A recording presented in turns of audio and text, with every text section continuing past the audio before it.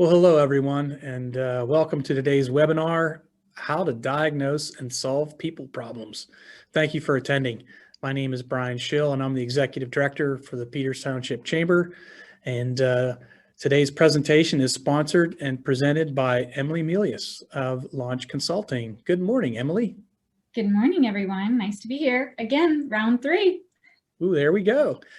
Little Zoom 101. This webinar will be recorded and available on our YouTube channel for your viewing pleasure. And also, if you have a question today, you're more than welcome to use the Q&A button. That's the Q&A button rather than the chat button. With that, Emily, it's all yours. Okay, well, I will take it away on how to diagnose and solve people problems.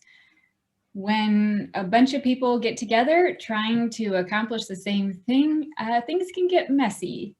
So it's not really a matter of if you'll have people problems, but when. And as we all know, those can really derail our vision for the company. Those can certainly derail morale and culture. So really understanding how to get to the root of the problem as quick as possible and then solve that as effectively and quickly as possible is critical to keeping your organization on track. Okay, so here's what you're going to learn today: how to diagnose people problems. That may sound obvious, but I see people skip over the proper diagnosis or lump everything into one core root cause and jump right into solving problems. But I will warn you that if you start solving the wrong problem, not only will you not address the core issue, but also you might actually make the situation worse. So really spending time understanding what's actually happening here. And I'm going to give you an easy, simple framework for really understanding how to think about what's happening here and get to the root of the problem, and then give you solutions based off of what that problem is on how to solve it. And it'd be great to avoid them in the first place. Again, to some degree, we can't avoid all people problems, but there certainly are conditions and methods that we can incorporate on a regular basis to really make sure that people problems aren't taking away our company.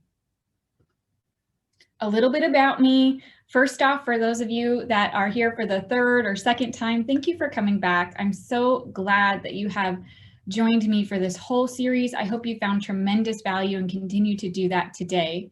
But for those of you that are new and might not know me, I am the CEO of Launch Consulting. I founded Launch Consulting 14 years ago and have been doing consulting and coaching ever since. My passion is in helping organizations like yours increase engagement, productivity, and profits by creating fulfilling work. Fulfilled employees are top performers. So not only is it the right thing to do to create fulfilling work, it's actually really good for business. I am a SHRM SCP, which is, if you're not familiar with that, the highest designation in HR, and also a certified Kolbe consultant. The Kolbe system is a set of assessments and framework for understanding how people naturally operate. So again, if you've been with me, you know a little bit about those now, and we're going to talk just a little bit about them today. So let's dive in. How to diagnose and solve people problems. As I said before, we can't rush into the solution before we really understand the problem. And what I see happen all of the time with organizations is more training. So when there's some sort of people problem, breakdown, drama, disruption, conflict, the answer is almost always send them to more training. Training is really only a solution 1/3 of the time. So again, training, if it's not matching the root cause, can cause more problems. You can actually frustrate people. I had this exact issue come up in a conversation with a client just a couple weeks ago. What's really happening is that her method for operating is to be more risk mitigative. So she was bringing up to her management and leadership team that she was seeing some issues in the ideas that they were presenting. Her motivation was to see it be successful, but her operating method is to point out where there's risk, so that they can overcome it. But the problem was the management and leadership didn't appreciate that that was her approach. And they figured that she's being defiant. And they also thought, well, if we just send her to more training and she just knows more about the ideas that we have, she'll be on board. And she was resentful that rather than understanding and appreciating where she was coming from, they were just trying to, again, fix the problem with more training. So watch out for that one. I'm not against training, but it has to be the right solution for the problem. So speaking of, this is actually honestly pretty straightforward and simple in that all people problems boil down to one or more of these three root causes.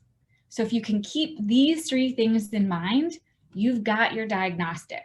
Okay, so what are those? Well, people problems happen when there's a lack of skills, a lack of motivation, or a job misfit, or I should say, and or, because oftentimes these are related, particularly if there's a lack of skills or a job misfit, that affects motivation. You know, if somebody is not motivated, it doesn't matter how many skills and talents they have, they're not going to put forth effort.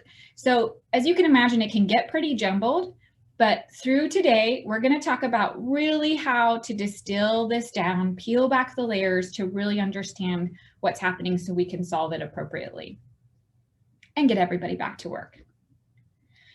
So by understanding what's breaking down, we also have to understand what top performance looks like and requires. We've talked about this in the previous series. If you haven't caught those, I encourage you to go back to the Chamber's YouTube channel. You can see recordings of my past presentations there. But everything really comes back to how our minds work. And there are three parts of the mind. What I find is that most people are only aware of two. And if you only have two of the three parts of the equation, you're pretty handicapped in your ability to lead, to operate, to diagnose issues. So I'm really excited to share this with you today because from now on, you have the full picture. So what am I talking about? Well, on the left-hand side, or the left one and the middle one, these represent cognition and affect. So in layman's terms, people often refer to that as IQ and EQ, right? So you probably heard of IQ and EQ. I'm going to introduce to you CQ in just a moment, but let's talk about that. So in order for someone to be a top performer, we have to check the box of skills, which is that thinking cognition component. Essentially, their what? What does that person know? Of course, this can change over time. Somebody can learn new skills and capabilities. They can gain experience. Or if you're like me and studied years and years of German in high school and college, but can't remember any of it, we can lose skills by not using them. So we have to make sure that there is a skills component. I can't show up to perform surgery at the hospital if I haven't gone through medical school. But we also know that the smartest person is not always the most successful. So that in itself is not enough. We have to add passions. So what do I mean by passions? Well, when somebody is passionate or motivated, they are committing their effort. You know, think about in your own life. If you don't care about something, you don't put effort into it. But if you care a lot about something, if you think about your most recent major purchase, given the fact that there was a lot of money involved, you probably cared a lot about the outcome and you put in a lot of effort to getting that decision right. So passions are important because it's the spark that starts the fire. Without that, we don't have engagement. So this is where your personality is housed, your values, your preferences, your likes, your dislikes, really the feeling part of ourselves. Much like cognition, this changes over time. You know, our feelings, our emotions are certainly not fixed. So, you know, we have to be mindful of the fact that these are shifting a lot in our workforce. We talked a lot in the first presentation of the series about engagement and how you need to keep a pulse on that. And this is really where that lives. So for someone to be a top performer, the job must align with their skills, the job must align with their passions, and not just the job, really the organization, mission, vision, values overall. And then last, but certainly not least, in many ways, it's actually the first and most important, the job must match how someone naturally performs. So there is a third part of your mind called conation, or the conative part of the mind. If it's a new vocab word, don't worry, it's a new vocab word for many. All you really have to remember is this is a person's operating style. So each of us has, by instinct, it's really a need to solve problems and get results in a certain way. It's not necessarily what you want to do, that's affect. It's not necessarily what you were taught to do, that's cognition. It is a visceral need to operate in a certain way. Another way to think about it is our frictionless path. So when you go to get a result, you take certain actions to get there. Those may be different from your spouse, from your kids, from your colleagues, from your manager.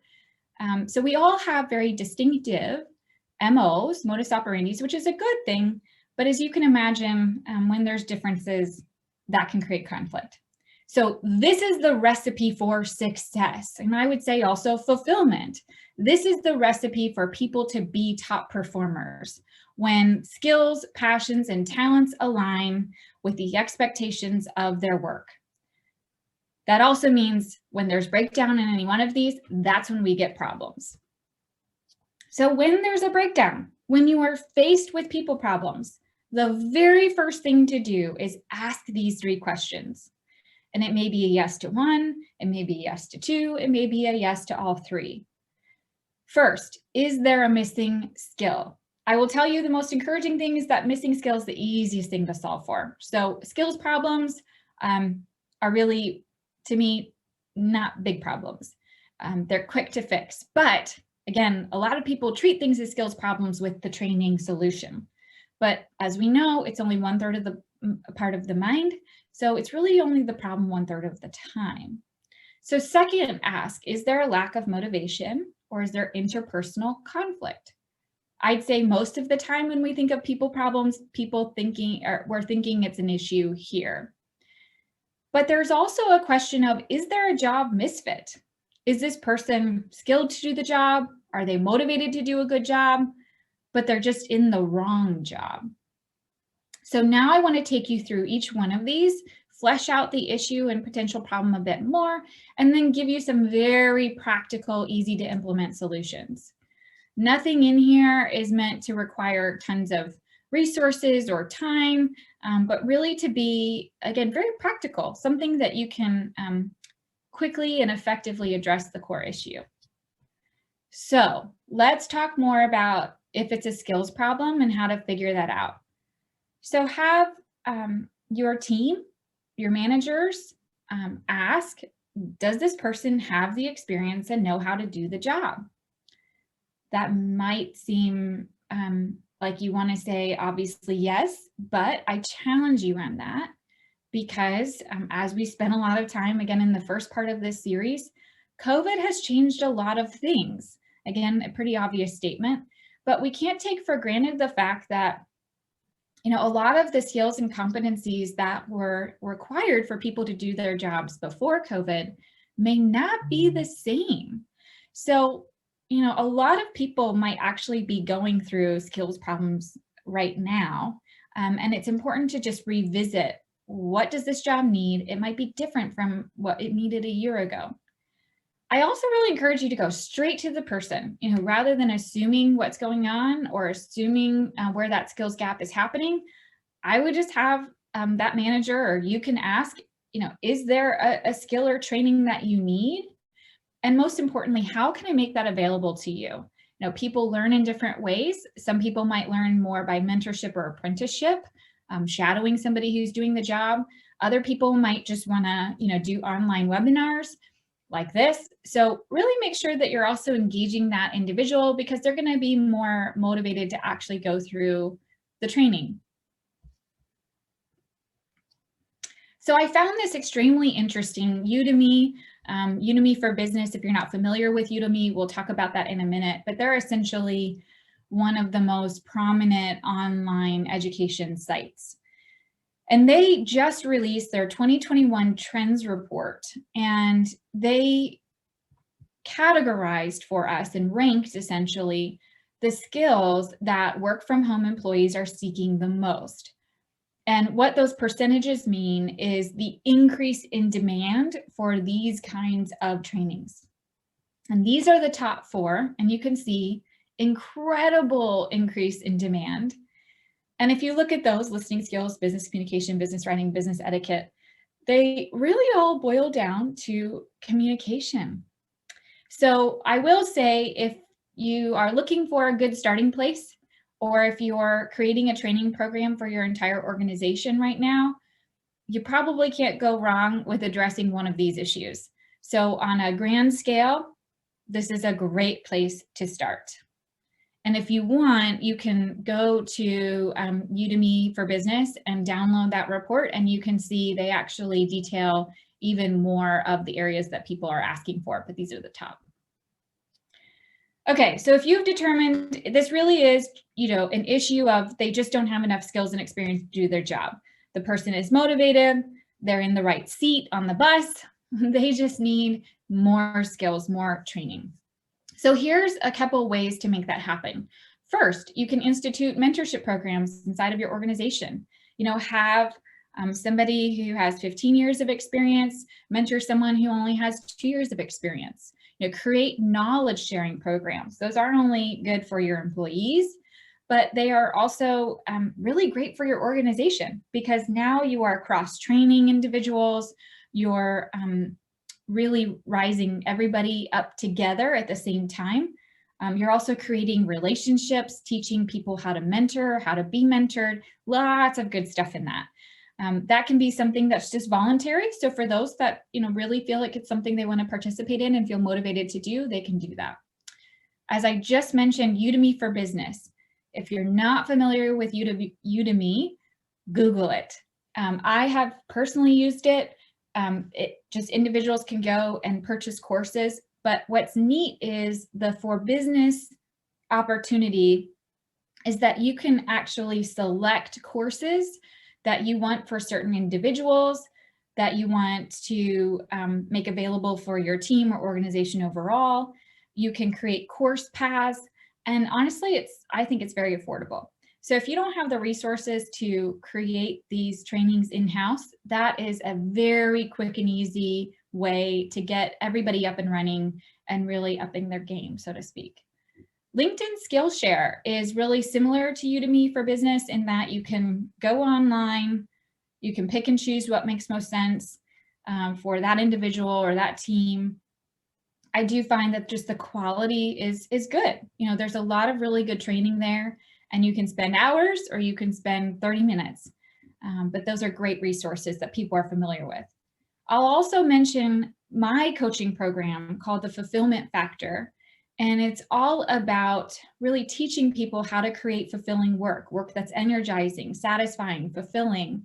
But this program was designed for business leaders, HR leaders, not only to do this for themselves, but to do it for the people that they lead. So there's some great practical skills that we talk about in that program, like how to give and receive feedback, how to develop relationships, how to really help people operate in ways that line up with their strengths.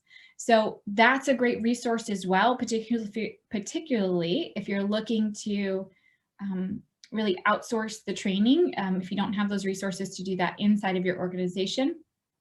And then lastly, we spent time talking about this as well in that first training of this series, is to update your job descriptions and performance evaluation rubrics. The worst thing in the world is feeling like you're a failure from the start.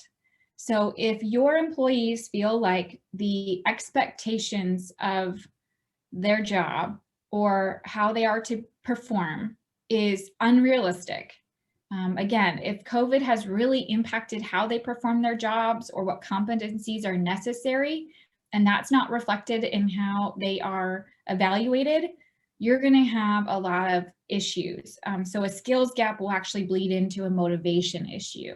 So this is a great time, if you haven't already, to reassess those, make sure they're up to date, and by all means, include your team on this exercise. We really want to have this be not just a top down, but a bottom up. We really want that two-way communication. Okay, if you've asked all those questions, about, is there a lack of skill, experience, or training? And your answer was no. Or maybe even if your answer was yes, you still don't want to stop there. So the next question is this a motivation problem? Again, when people think of people problems, they typically also think of this being the issue. But we really want to ask, is this person engaged and putting forth effort? Engagement is the difference between who's sitting on the bench and who's in the game. And as you can imagine, if you've got a good portion of your workforce on the bench, that's problematic. But we have to understand, why are they on the bench so that we can get them back in the game. And if you think, oh, this isn't a problem for me, I would challenge you on that. Gallup published some very sobering research in the last couple of years that said that only 1/3 of the American workforce, 1/3, is actually engaged at work. So this could very well be the problem, but it's really in some ways the symptom of the problem. We need to go a little bit deeper and ask, why is somebody disengaged? And that can certainly have a variety or a combination of root causes. But this is a good time to consider, does this person have issues that are outside of work? Are there issues at home? I mean, right now, are there kids at home while they're trying to work? That's a challenge, I know from experience. Are there difficulties in their personal life? Are they going through difficult relationships? Have they lost a loved one? Maybe somebody close to them is experiencing COVID. Maybe they had COVID and have lingering health issues. There's mental health issues. I think we're going to be reading for years, if not decades, about the really devastating impact of COVID on mental health. So a lot of people are suffering, and people that may not have been suffering a year ago. And we need to be sensitive to things that are happening outside the confines of the workday or the work experience, because people don't turn those off when they come to work. They certainly bring that with them. The whole person comes to work with them. And recognizing that there could be some things that they are willing to share, maybe even not willing to share, that are happening here. I heard a saying that pain creates pain. And another way of saying it is that hurt people hurt people. So a lot of times, if somebody is creating conflict, or what we would call someone a toxic employee, it might very well be because they're in a lot of pain and they're hurting. So first, being empathetic to that and trying to really understand where that's coming from is so important to helping them, because we really do. We want to help them through this, and we need to know what's causing it. But those are all problems at home. There could be problems at work. As I said in the beginning, if there's a skills gap or a job misalignment, that creates a motivation problem. Someone feels like, gosh, I can't do my job well. I'm set up for failure.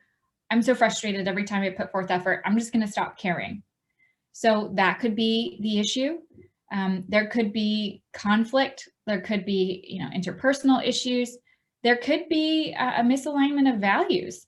It's possible that, the direction your company is moving in, or the values that your company has, no longer, or maybe never did, fit with that individual. And there's a real conflict there, a lot of friction there, and they're struggling to perform because of it.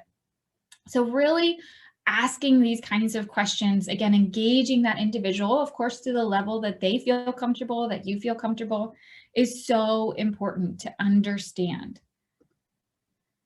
If you determine that, yeah, this is at play, and again, because of the turmoil that we're all in because of COVID, this is, I'd say, more prevalent than ever. So here are the kinds of practical solutions that we can employ. First, I will say, sometimes we just have to let time pass. That is a hard thing to do, particularly if this person is underperforming or clearly disengaged. But as the saying goes, time heals all wounds. And sometimes, especially if those wounds are happening outside of work, we just need to let time pass. That said, particularly if there's issues inside of the company, if those issues are misalignment at work. This is a great time to revisit your mission, vision, and values and remind everyone why you're there. If people have lost sight of why they're doing that job, of the impact that it's making, of who they're helping, they're by nature going to be less motivated. So sharing client success stories, posting mission, vision, values physically around the office for those of you that are actually going to your office.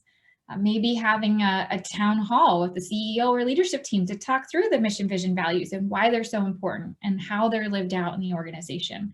Now, these don't have to be grand gestures, but conversations, regular conversations to remind people why they matter. I will tell you, people will put up with a lot of skills gaps or job misalignment to a point, but they'll put up with a lot if they feel like they're really tied into the mission of the organization. Engagement survey. If you're not using one, this is the time to start. If you are using one, but only doing it once a year, this is the time to do it more frequently. Engagement surveys are the best way and the most efficient way to get a pulse on your organization and to get out ahead of or address motivation gaps as soon as possible. You can see patterns in departments, in different demographics in your organization, and you can really address them in the moment. I think I shared with you the kind of funny saying that I have, but it always sticks with me, which is the time to kill a monster is when it's a baby. So we really want to address these motivation gap issues before they start infecting, if you will, others, because workplace drama can get contagious fast. And now we've got a big monster on our hands. Of course, if there's some kind of conflict between two people or more, I suggest going to conflict resolution best practices. Of course, try to solve it between those folks. If that's not possible, we can involve HR, we can involve others, but definitely think about, how can we resolve this conflict as respectfully, but effectively as possible. And then establish team norms. So I want to talk to you about that one. This is such an easy exercise to do, but incredibly powerful. So if you have not done this for your team, for your department, or for your organization overall, do it next week because it is just, again, so simple yet so impactful. And it's really as simple as this. Get your team together and ask these 3 questions and brain dump, if you will. I just did this with a team recently, and they spent, I think, 2.5 hours, 3 hours in total, and they loved this. And, no team is without its issues. So, this is something where, it doesn't mean that everybody has to be hunky-dory, if you will, to go through this exercise. In fact, if your team's struggling with some conflict, this is a great time to kind of get together and just talk it out. Okay, I see a question, so I'm going to pause and answer that. How do you address the mental health piece? So that's a great question and certainly challenging. There are privacy issues around this. There's a comfort level or discomfort level around this. Not everybody wants to share what's happening. I'll talk later about how to create trusting relationships in your organization so if people feel comfortable sharing to a certain degree so they can ask for help. I would say making as many resources available to people as possible, especially right now, so that they can elect to utilize those resources. I would also just suggest destigmatizing that, however possible, letting people know that it's okay to ask for help, that burnout is very real, certainly model the behavior of taking days off, of, giving people the freedom to step back for a little while. So hopefully those are helpful strategies for you. Really, I think the best practice here is having a mindset of how do we support this person or these persons, and how do we, get them the help to be healthy first and workers second. And if we approach it in that way, that will make it a lot easier to guide them through this difficult scenario. So let me know. Oh, we have another question regarding training. If the employee training, another one are both on the same level and there are power dynamics involved, how is that best managed? So are you saying, Carrie, if there two people are in the same training, if I can get a little bit more clarification for what your question is?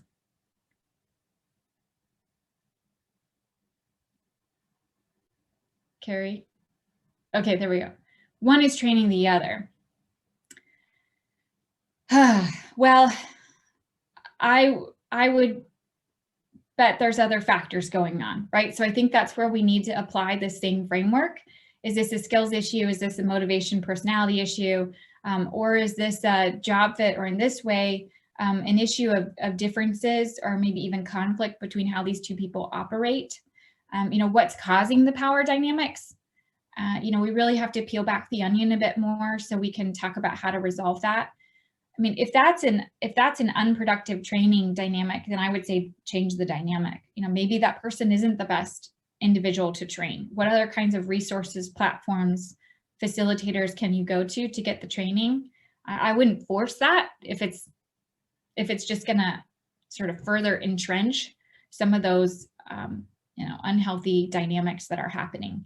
I would also go straight to both individuals and talk to them about their perspective on it. Again, assumptions are dangerous. They get us in trouble. So talk to both people and understand how they perceive the situation.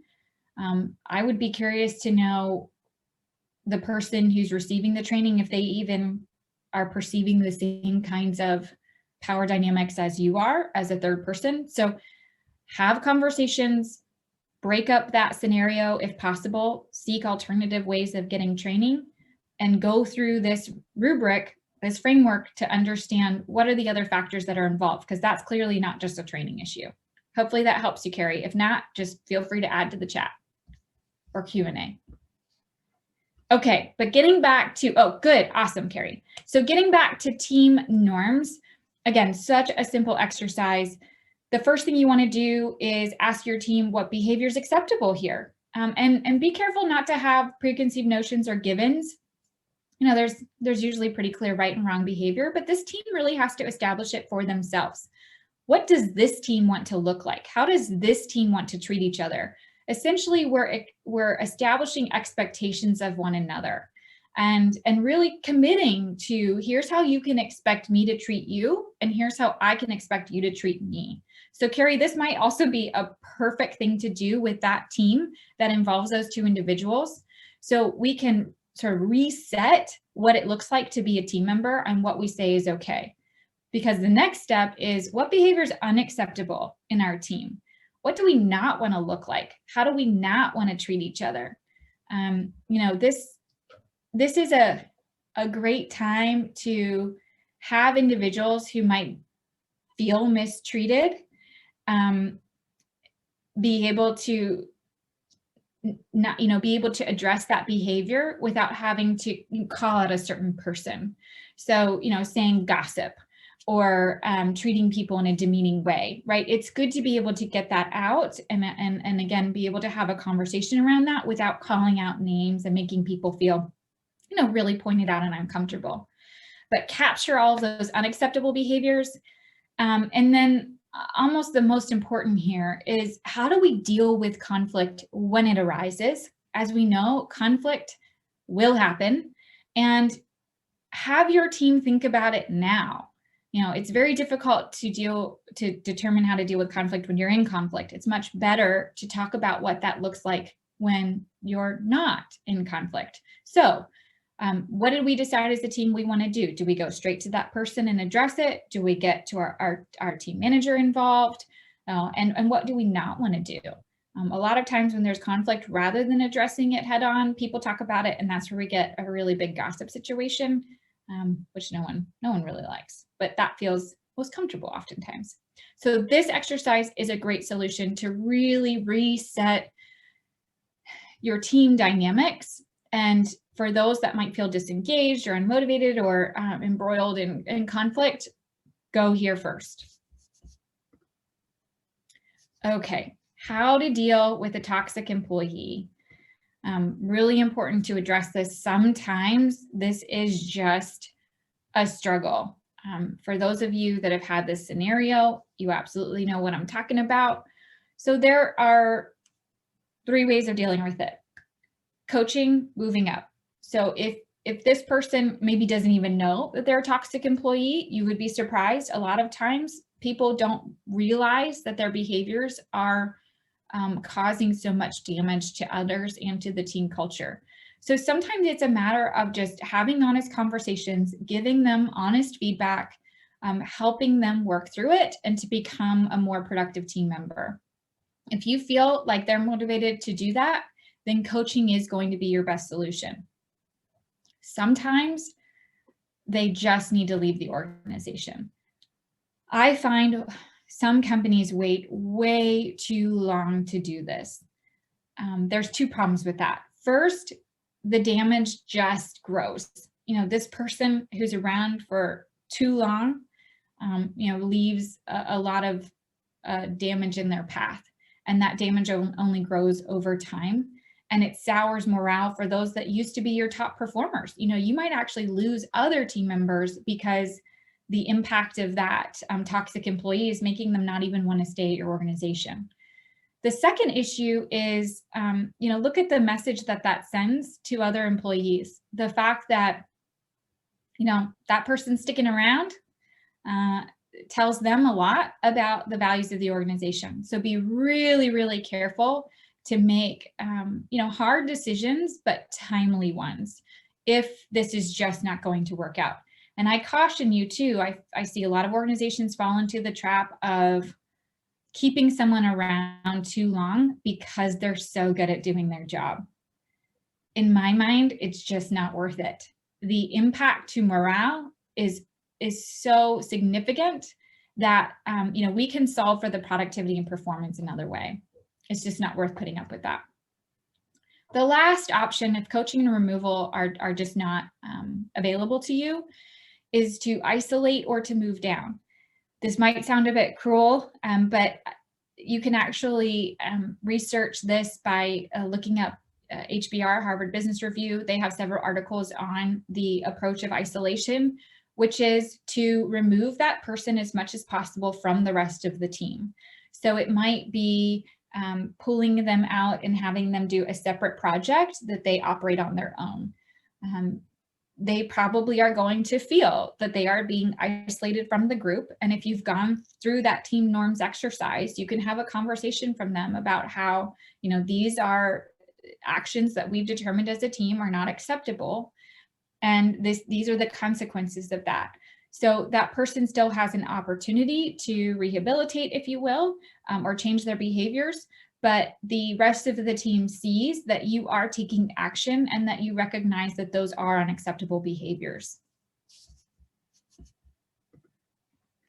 Okay, last but again, not least, if you've determined this isn't a skills or training issue, this isn't a motivation or passion issue, then it's important to ask, is this a job fit problem? And what I mean by that is, do the expectations of the job match how this person naturally operates, how this person gets results? It doesn't matter how skilled or passionate a person is. If how they function by nature doesn't match what they're expected to do day in and day out, it will not work over time. That absolutely will end in somebody who is totally burned out. They will be less productive, they will disengage, and usually they quit or are fired. So this is a significant issue that absolutely needs to be addressed, because more training will not help it, and more motivation or doubling down on effort absolutely will not fix it. So if you're wondering, what does this really mean for someone to be in the wrong job? What's really at stake? Well, here's what it looks like in physical form. On the left-hand side, this is a brain scan of an individual who's doing a job that fits their MO. The red is effort. So it's good. This person's putting forth effort, but as you can see, it's very efficient. And interestingly enough, this is where the cognitive part of the brain lies. It's actually in the back of your brain, the occipital lobe. So it's not just left brain, right brain, there's back brain. So that's in flow or alignment. The right-hand side is an example of actually the same individual, but in a job that is misaligned with how this person naturally operates. There's a whole lot more red there, right? I've had people who have experienced this describe it as feeling like their brain is on fire, and that certainly looks like it here. You can look at the actual brain activity. It takes 12 times more effort. Now, mind you, the level of difficulty between the left side and the right side has not changed. On face value, it's not like we ask them to do addition and then calculus. You know, this is same level of difficulty. The issue here is really job fit. And what's also interesting about that right-hand scenario is that when somebody is force fitting their efforts into a role, doing things that don't come naturally, we engage other parts of the mind. So we have to think more about it. So there's a lot more thought about, okay, I don't really do what comes naturally. So, you know, how should I do it? How was I taught to do it? So there's lots of inefficiencies there. And then the other danger is that they involve the emotional part of the brain. As you might have experienced in the past, when something is very frustrating to you and not coming naturally, you get mad, you get angry, you get annoyed, you get exhausted, frustrated, right? All those affective type terms. And that's where you can see people problems can start to expand from one root cause and really impact the other potential causes. If you think just organizationally, you know, what kind of employees do you want? You know, if you have a lot of people in your organization that are experiencing the right-hand side, they are putting in 12 times more effort, but I can promise you, you are not getting the same kind of results. So all of that difference is waste, inefficiency, and morale issues. Okay, I see a chat. Okay, and Brian's just letting you know you can ask questions anytime. So one of the ways that we support our clients in not just guessing, but in really scientifically identifying what are the needs of the role? What does this require? And these are all how language. So we talked a lot about that last time in how to hire top talent, that you know, we not only want to talk about the skills that are required to do a job or the kinds of traits or motivators required to do a job, but really how this person should instinctually operate in the role. So using the Kolbe system for us is the most valid and reliable way of doing that, and frankly, just the most efficient, because in a matter of minutes, we can get this kind of information and be really clear on what the job actually expects of people in terms of how they are to perform. So if this is the issue, if you're feeling like skilled person, motivated person, wrong job, wrong seat on the bus, to use the analogy, here's what you can do about it. First, ask, are these expectations even realistic? I find a lot of times people who set the expectations, maybe the manager, maybe the organization overall, they might not have performed the job. They might not really understand what it takes, so they can be giving unrealistic expectations or mixed signals about how to perform well. There may have been some jobs that have combined because of COVID. If people are having to operate with less people but still have the same amount of work to get done, a lot of times that creates really work overload for individuals. So asking the tough questions of, did we set this person up for success or did we set them up for failure in terms of our expectations? If you'll remember from the first part of the series, we talked about an efficiency analysis. This is something we accomplished with the Kolbe system, and that is to see, where is the misfit happening? Where are the wasted efforts, the inefficiencies? Does the brain look like the left-hand side, or does the brain look like the right-hand side? And exactly where are those stress points happening, so we can adjust the role as necessary. And the efficiency analysis lets us know, is everybody on the same page? Does the person in the job and the person, the key stakeholders in the job, do they even agree on what this job is and what it requires? Once you do those diagnostics, this is a great time to rethink the job. Really focus more on what results need to get done, and think about, are there different paths to that end result? Oftentimes there is more than one way to do things. So have we too narrowly or rigidly defined what the path to success looks like here? Oftentimes it's as simple as just giving that person more freedom to get to those results in their own way. And that in itself will solve a lot of the problems here. If that's not possible, if the job clearly has requirements or expectations and that needs to be performed in a certain way, this is a good opportunity to think about task bartering. So here's what I mean by that. If you look at the team overall and decide, what does this team need to accomplish as a team? But within that, there are certain tasks and responsibilities that may have been apportioned to certain individuals because of the job roles that they're in. But I would say throw those back on the table. There might be an opportunity to say, hey, you do the presentation and I'll do the paperwork. You do the analysis and I'll do the formatting. So there's an opportunity to invite the team members to really volunteer for the tasks and roles that make the most sense for how they naturally operate, and then barter away those tasks that really don't align with their strengths. If both of those things are not an option, then that's where we need to look at an internal transfer. And that is when we find them a different role in the company. And I really want to pause on this for a minute, because I had a client scenario many years ago. I was training and coaching from sort of both sides of the equation. I was working with the manager and I was working with that individual's direct report. And this person, through the assessments that we did, we knew going in that she was not performing as well. And as a result was also creating some conflict and some morale issues to those around her. And this assessment revealed that she was in the wrong job. This was a job fit problem, and she was really crying out for help. She had asked multiple times to be moved to a different role, multiple times, over a period of months, in fact. And her manager was refusing to move her because in her mind, that was a privilege that she did not earn, and she does not deserve to be transferred until she can improve her performance.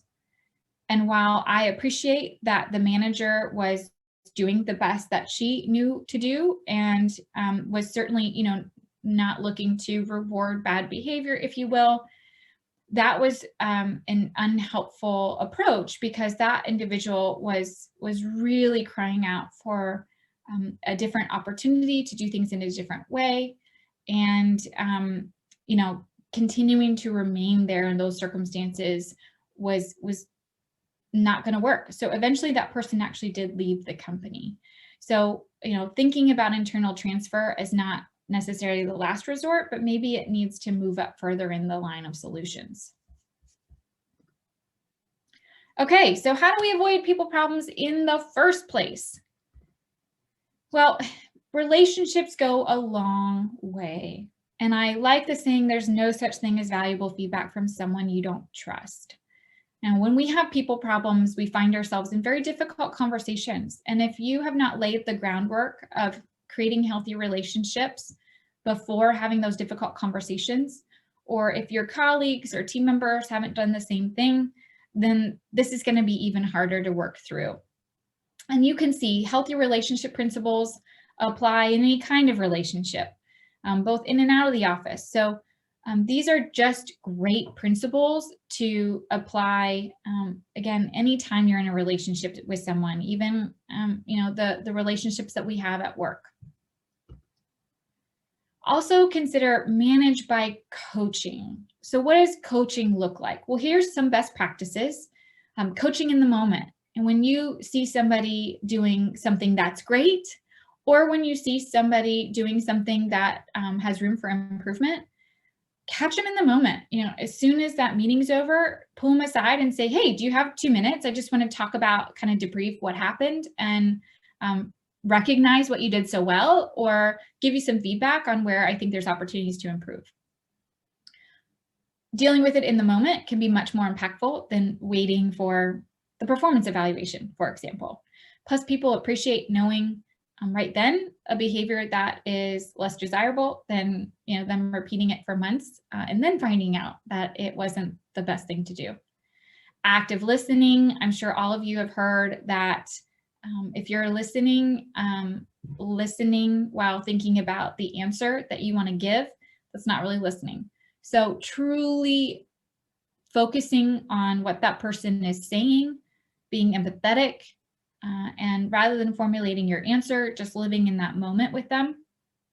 Investing in the person, thinking through all of those relationship building practices, and regular one-on-ones.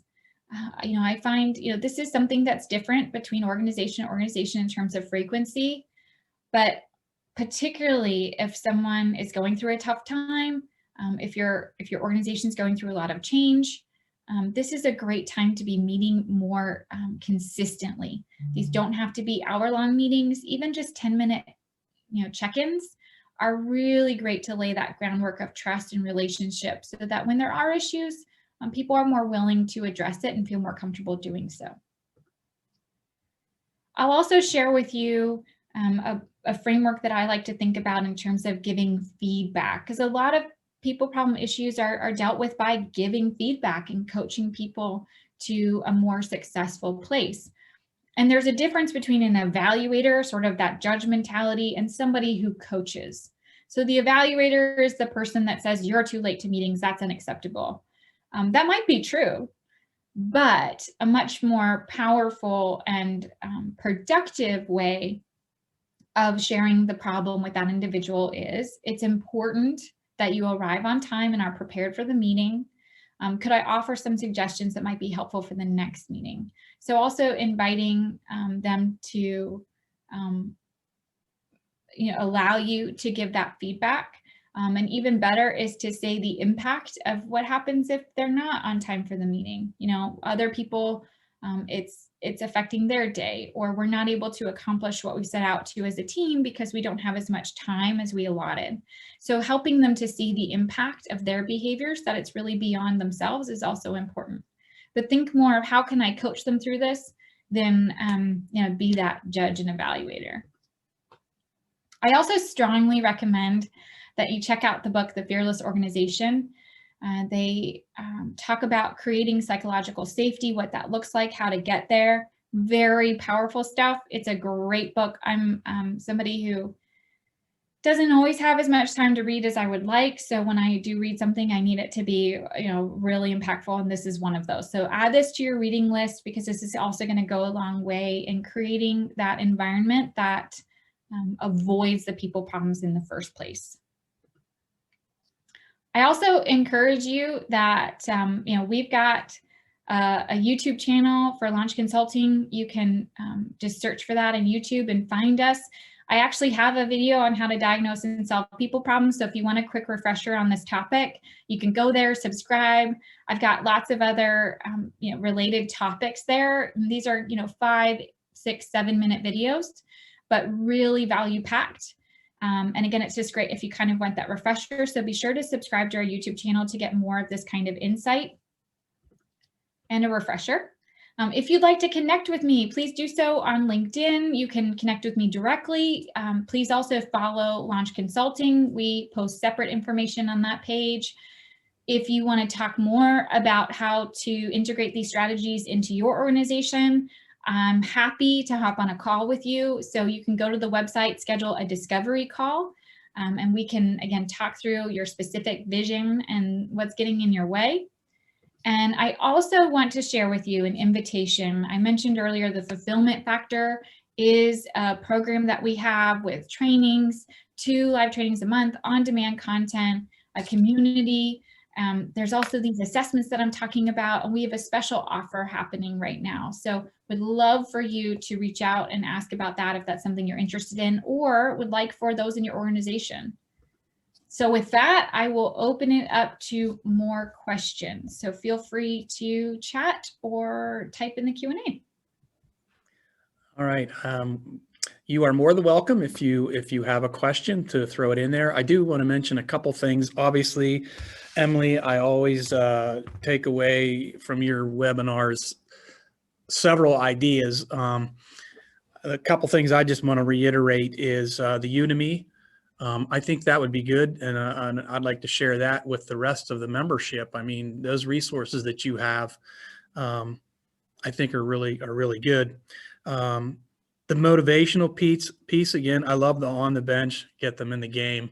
I promised the last time that I would use that one, but the thing that's very interesting is the issues at home and the personal things that may be in there. So I took note of that, and of course the mental health question.